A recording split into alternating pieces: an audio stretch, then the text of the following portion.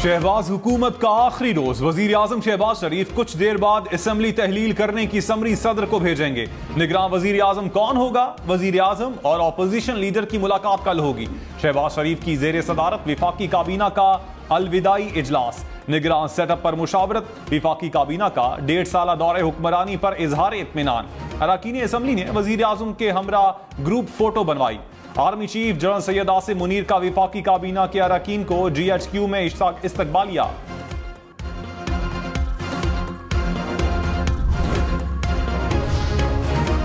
साबिक सफीर जलील अब्बास जिलानी निगरान वजीर आजम के मजबूत उम्मीदवार। जराये के मुताबिक पीपल्स पार्टी ने जलील अब्बास जिलानी और तसद्दुक जिलानी का नाम तजवीज़ किया। साबिक वजीर खजाना डॉक्टर अब्दुल हफीज शेख भी निगरान वजीर आजम की दौड़ में शामिल।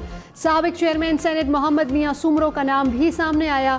शाहिद खाकन अब्बासी और इसहाक डार का नाम भी जेरे गर्दिश।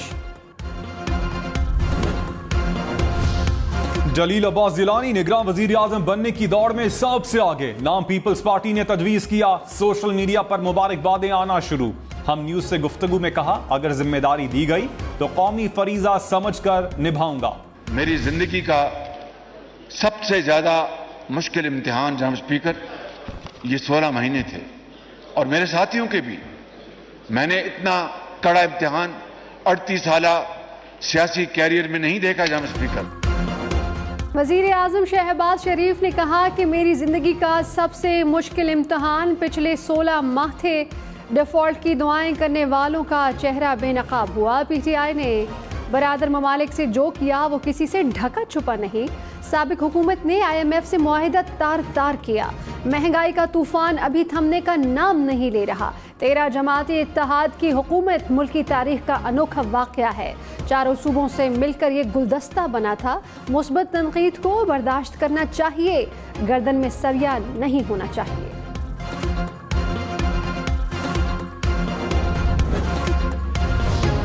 तहरीक इंसाफ का हुकूमत के खात्मे पर कल यौम तशक्कुर मनाने का ऐलान। कोर कमेटी इजलास के बाद एलामिये में कहा, शहबाज शरीफ का अलविदाई खिताब नाकामियों की दास्तान है। हुकूमत ने आइन और जमहूरियत का कत्ल किया। 6% से तरक्की करती मईशत का गला घोंटा। सुप्रीम कोर्ट को तकसीम और निजाम अदल को मजाक बनाया। हुकूमत ने जबर, इंतकाम और फस्तायत को फरोग दिया। कौम हुक्मरानों का मुहासबा करने के लिए पूरी तरह तैयार है।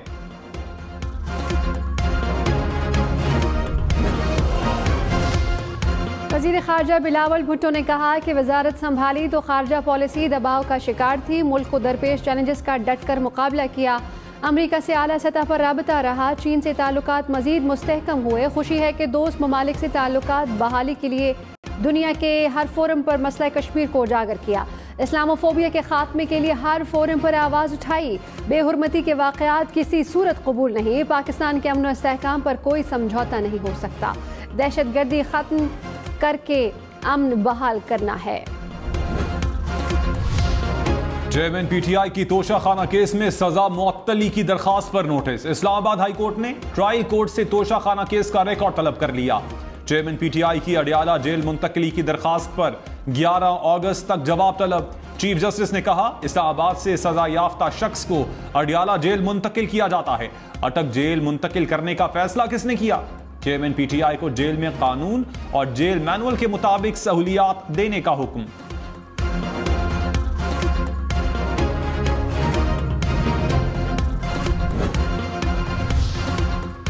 वज़ीर आज़म शहबाज शरीफ ने कहा कि आज एक पार्टी के लीडर को सजा मिली है तो हमें खुशी नहीं कि मिठाई बांटने और खाने की बात नहीं। PTI का दौर जुल्म और ज्यादती का दौर था। असेंबली में बैठे लोगों को चोर और डाकू कहा गया। हमने 16 माह में किसी सियासी मुखालिफ को जेल भिजवाना तो दूर, नाजायज तक नहीं किया। सेनेटर कौमी असम्बली से पैमरा तरमीमी बिल मंजूर। वजीर इत्तलात मरियम औरंगजेब ने कहा, बिल को पढ़े बगैर इसे मुतनाज़ा बनाया गया। लोगों की जहन साजी की गई कि यह काला कानून है। वर्किंग जर्नलिस्ट के लिए एक बेहतरीन बिल लाया गया। बिल पर 12 माह काम किया। बहुत सी शिकों में तब्दीली जरूरी थी। बिल तौसीक के लिए सदर आरिफ अलवी को भेज दिया गया।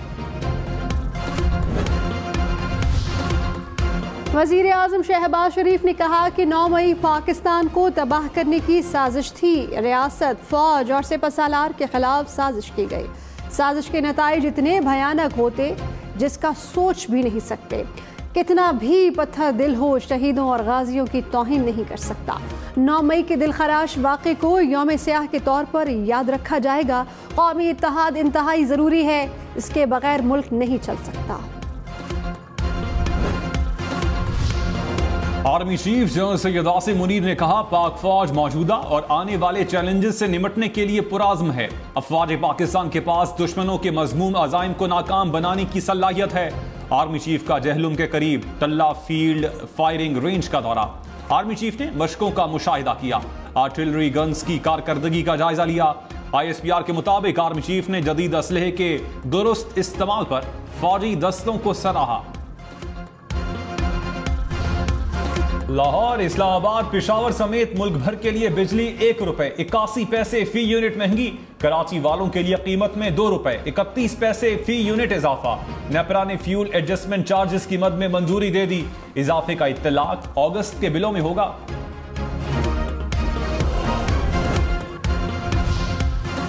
मुल्क में वक्त पर इंतखाबात कराए जाएं, सेनेट से करारदाद मंजूर। कहा कि मुकर्ररा वक्त के अंदर इंतखाबात का इनेकाद लाजिम है। निगरां हुकूमत सिर्फ अबूरी मुद्दत के लिए रोज़मर्रा के फैसले कर सकती है। इलेक्शन कमीशन मुकर्ररा मुद्दत में इलेक्शन कराए। करारदाद जमात इस्लामी के सेनेटर मुश्ताक अहमद ने पेश की। आज़म नज़ीर तारड़ ने कहा कि इलेक्शन कमीशन आइन और कानून के मुताबिक इंतखाबात कराए।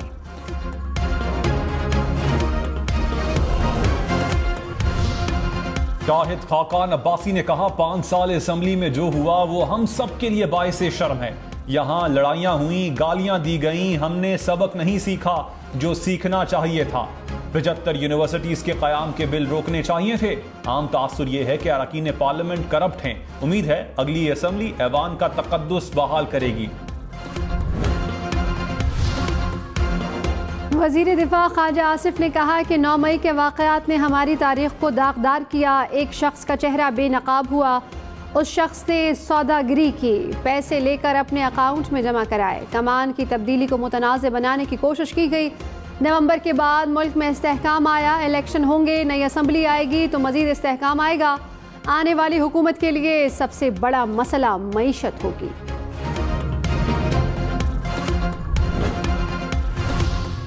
फवाद चौधरी ने कहा, पाकिस्तान की तारीख की बदतरीन हुकूमत खत्म होने जा रही है। हुकूमत ने आइन को तहस नहस करके रख दिया। इंसानी हुकूक की बदतरीन पामाली और माशी बदहाली के रिकॉर्ड बनाए।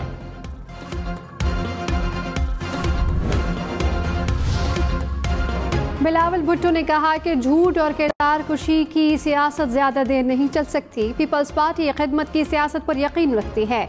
एक वजीर आजम था जो कहता था कि 50 लाख घर बनाऊंगा। उस वजीर आजम को 4 साल मिले, वो एक घर नहीं बना सका। नौकरियों और घरों का वादा करने वालों ने आवाम को मायूस किया। ये फ़र्क होता है पीपल्स पार्टी और सिलेक्टेड हुकूमत का।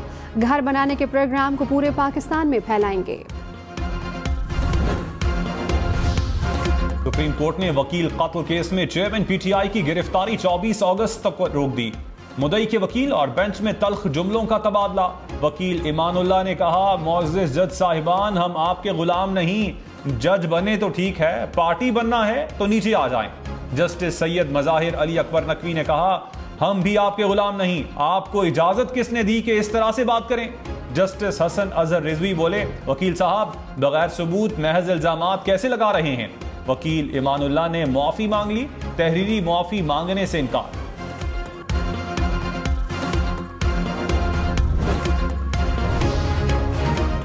Absolutely not. Justice Syed Mazahar Ali Akbar Naqvi ने वकील अमानुल्लाह कंजरानी की ज़बानी माफ़ी कबूल करने से इनकार कर दिया। जस्टिस याहिया आफरीदी ने जस्टिस मुज़ाहिर अली अकबर नकवी से कहा कि क्या आप माफ़ी कबूल कर रहे हैं? जस्टिस मुज़ाहिर अली अकबर नकवी ने कहा कि absolutely not. Justice Hasan Azhar Rizvi ने कहा कि माफ़ी उस शर्त पर कबूल कर रहा हूँ कि ये इल्ज़ामात वापस लें। हमने 35 साल इस शोबे में इज्जत से काम किया है।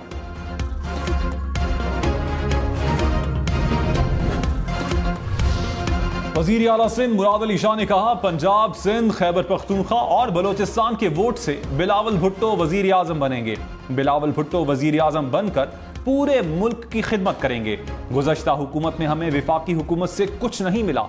1 साल से कम अरसे में सिंध हुकूमत ने वो तमाम काम किए जो लगता था मुमकिन नहीं।